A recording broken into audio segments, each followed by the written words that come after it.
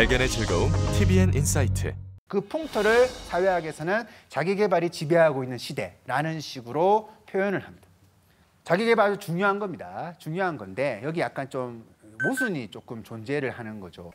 봐요. 어떤 자기계발서는 밤을 새우면서 공모전을 준비를 하는데 그냥 커피만 마시면 화장실 자꾸 갖고 오고 그러니까 커피를 믹스채로 막 씹어 먹는 거예요.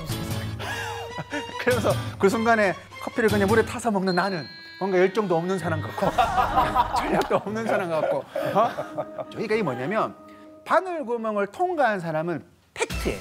그 사람이 초인적으로 노력한 것도 팩트예요. 그런데 이 통과하지 못한 사람이 그 사람만큼 하지 않아서 그것을 통과하지 못한 건 아니라는 거죠. 실제로는 굉장히 그 앞에는 비슷비슷한 사람들이 모여 있습니다. 근데 여러 가지가 얽히면서 어떤 상황이 발생을 하게 된 거죠. 취업을 하기 위해서 이렇게 어릴 때부터 많이 준비를 해도 잘 되지 않는 게 과연 옳은 사회인가라는 질문을 던져야 됩니다. 그런데 예전에는 이것이 잘못되었다고 대학이 비판을 좀 했어요.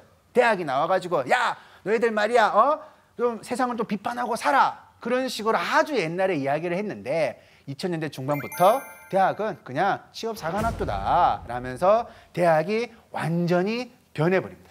지금 보고 계시는 저 수억의 멘트들은 대학의 총장님들이 직접 하신 말들입니다.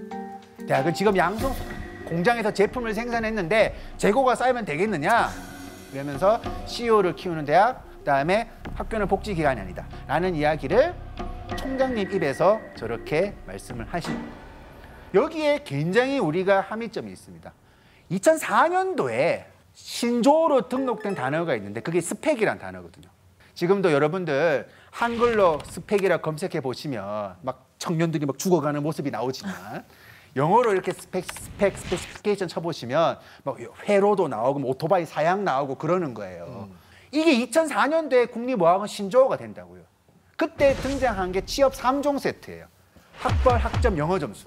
이게 필요하다. 그런 말이 나오면서 막 대학도 변해야 된다. 실용적인 학문을 바뀌어야 된다. 그렇게 바뀌면 다 행복해진다라고 했는데 그렇게 십몇 년 동안 대학이 변하고 나니까 취업 3종 세트가 취업 9종 세트가 되었어요. 이게 무슨 말이겠습니까?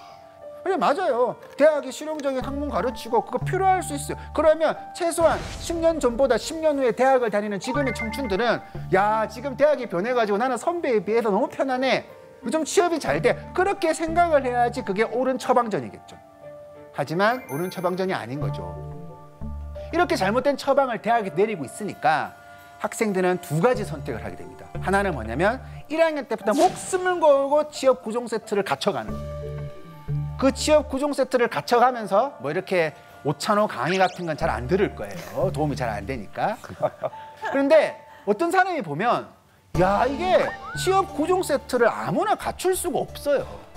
학점 도착하기도 바빠 죽겠는데 무슨 어학연수 갔다 왔냐 물어보고 무슨 토익도 뭐 7, 800도 아니고 990점만 내라 그러고 하니까 이게 말이 안 되는 거야. 그러니까 이 수많은 다른 절반의 청춘들이 그나마 공정하다고 생각하는 공무원 시험에 몰입을 하는 거예요. 어떤 어른들은 지금 청춘들의 공무원 시험 열풍을 보고 아우 요즘 청춘들이 막 나약해. 꿈이 없어. 뭐 저렇게 열정이 없어가지고 어떻게 살아. 너무 젊을 때부터 안정적인 것만 추구하려고 하지. 그딴 해석을 어른이라고 하는 사람이 굉장히 많이 있습니다. 공무원을 되고 싶어하는 수많은 청춘들은 그 개인의 불안 1인분조차 부양하기 힘든 이 사회 현실 속에서 그런 선택들을 하게 되는 것이죠.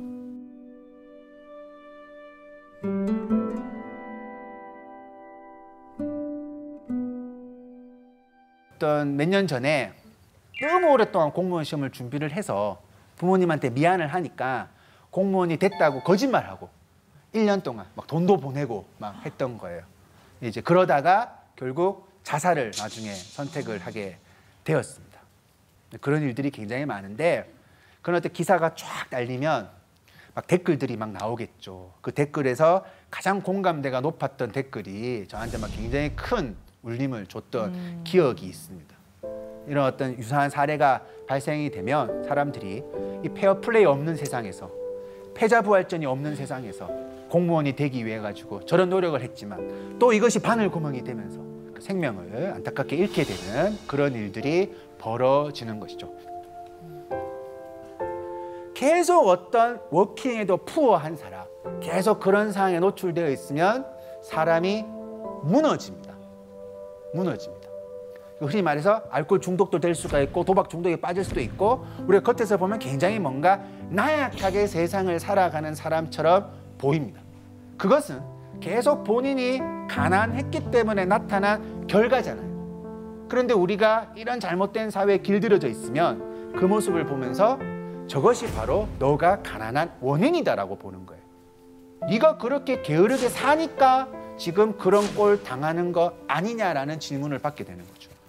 자, 그렇게 있으니까 그 사람들을 도와주자라고 누가 말을 했을 때 왜 게으른 사람을 도와줘? 왜 저렇게 노력하지 않는 사람을 내 세금으로 도와줘? 왜 저 사람들한테 뭘 많은 돈이 필요해? 그렇기 때문에 늘 자본주의 사회에서는 빈곤층이 존재하고 빈곤층이 해결되지 않는 거죠. 원래 그런 것이 아니라 여기에 길들여진 사람들이 가난한 사람을 그런 이미지로 바라보고 있기 때문이에요. 우리가 어느 순간부터 비정규직 노동자들이 파업을 많이 하죠. 그 파업이 왜 정당할 수 있는 지점에 대해서 이야기를 하고 있는데 학생들이 했던 반응을 저렇게 제가 모았습니다. 날로 정규직이 되려고 하면 안 되잖아요. 그것은 무임승차다. 도둑놈 심부다. 다 모든 게 경쟁의 결과라고 보는 거잖아요. 쟤들이 비정규직인 거 경쟁의 결과인데 공부 안 해서 비정규직이 되어놓고 왜 정규직 전환을 요구를 하느냐 라는 이야기거든요. 이 경쟁에 대해서 우리가 과연 옳은 이미지를 갖고 있는지를 한번 생각해 보셔야 돼요.